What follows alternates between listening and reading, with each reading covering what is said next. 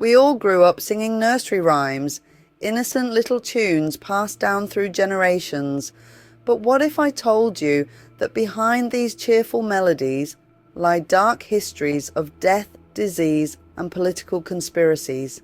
Today, we'll uncover 5 sinister origins of popular nursery rhymes that you've been lied to about. Welcome to Darklight Archives. Let's unravel the eerie truth behind these childhood classics. Let's start with one of the most infamous nursery rhymes, Around the Rosie.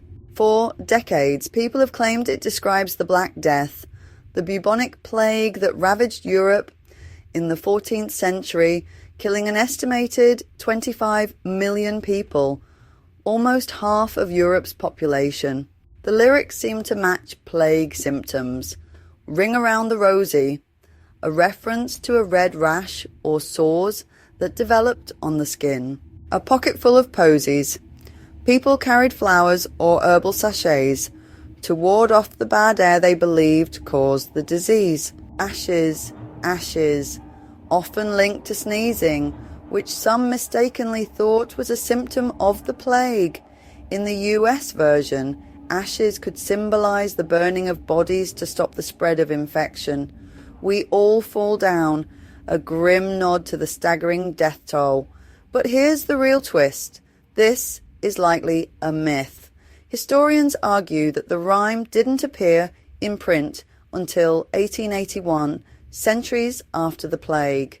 The connection to the Black Death was probably a modern interpretation rather than its true origin.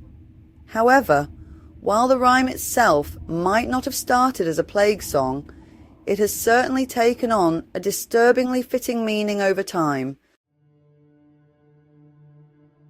Mary, Mary, quite contrary sounds like a harmless gardening rhyme, right?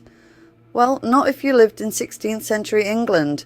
Many historians believe this is actually about Queen Mary I of England, also known as Bloody Mary. The rhyme's seemingly innocent lyrics take a sinister turn when examined closely.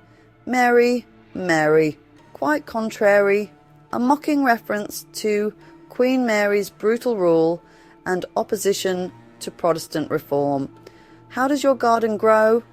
Some believe this represents the increasing number of Protestant graves during her violent reign, with silver bells and cockle shells, likely references to instruments of torture such as thumbscrews, silver bells, and genital clamps, cockle shells, and pretty maids all in a row.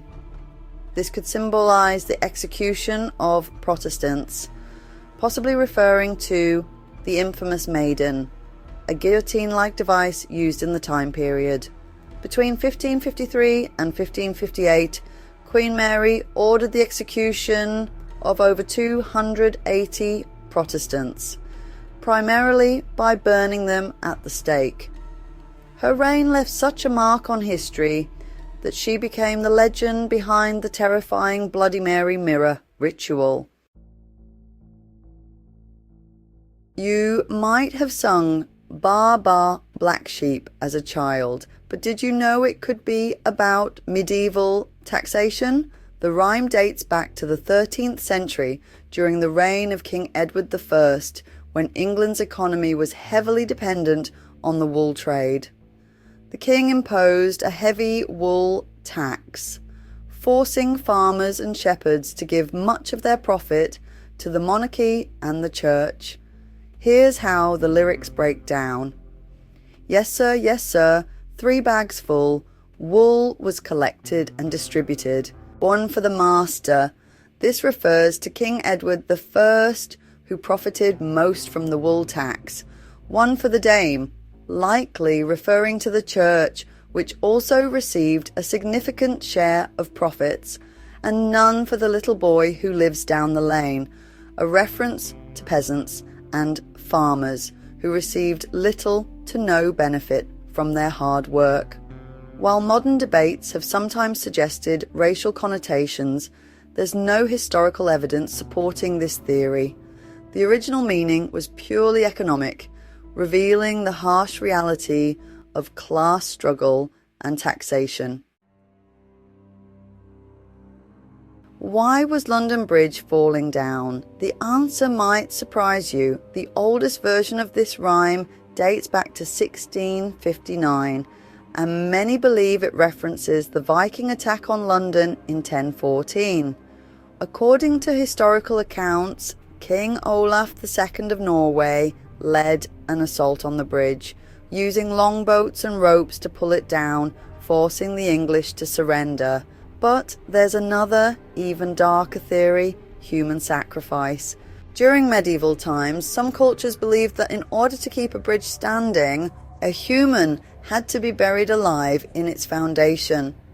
This practice, known as foundation sacrifice, has been recorded in various ancient civilizations, though there's no direct proof that it happened in London.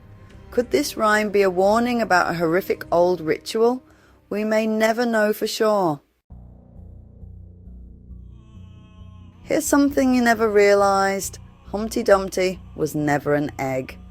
That image only came much later, popularised by Lewis Carroll's Through the Looking Glass in 1871.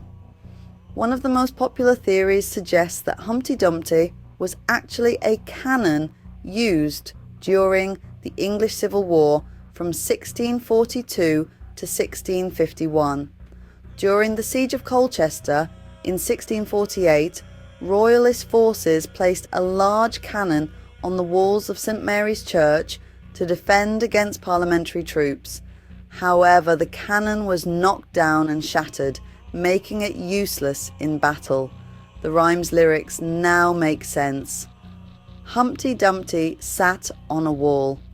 The cannon was positioned on a church wall. Humpty Dumpty had a great fall. The cannon fell from the wall when parliamentarian forces attacked. All the king's horses and all the king's men couldn't put Humpty together again. The royalist forces could not repair the cannon, leading to their eventual surrender. So, next time you picture Humpty Dumpty as a round little egg, remember, he was most likely a war machine. So there you have it. 5 sinister nursery rhymes with dark origins you were never told about. Whether inspired by plagues, executions, Viking invasions, or war, these seemingly innocent songs hold grim secrets from history. Which one shocked you the most? Let me know in the comments. And if you love uncovering the dark secrets of history, don't forget to like, subscribe, and hit the bell for more eerie content. This is Darklight Archives, and I'll see you in the next video. Sweet dreams.